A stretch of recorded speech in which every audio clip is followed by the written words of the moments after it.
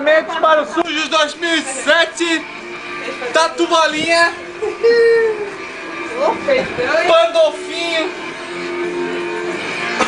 Fortinho. Ô Júlio, aqui ó. Olha só o tamanho do peito dessa pessoa, só.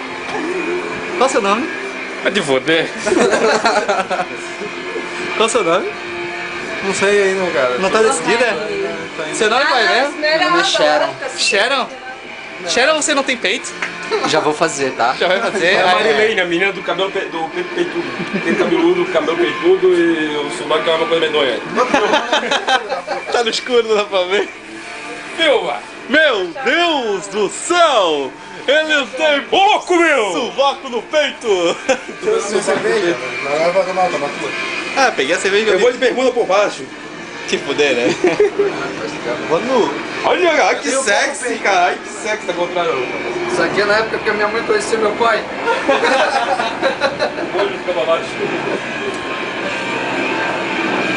Aí, ó. Ai, que sexy. Olha que coisa medonha. só sei tirar botão, não sei. Contrário, cara. Primeiro tu vende ao contrário e depois tu rola ele. A Júlia pode pedir pra mim. Já vem com enchimento, né? Isso aqui, ó, os enchimentos, fazer o quê? Algumas nasceram sem, outras nasceram com. Meus peitos tem as notícias. Literalmente. Que linda! Olha só que meiga. Clássico. Deixa eu ver. Linda. Aí! Ei, dá pra colocar um peito se quiser. Linda, linda. Fica mais engraçado. Deixa o arquinho, né? É durinho o negócio. Parece o... Ah, mas você quer calção por baixo, cara? O peito de madeira.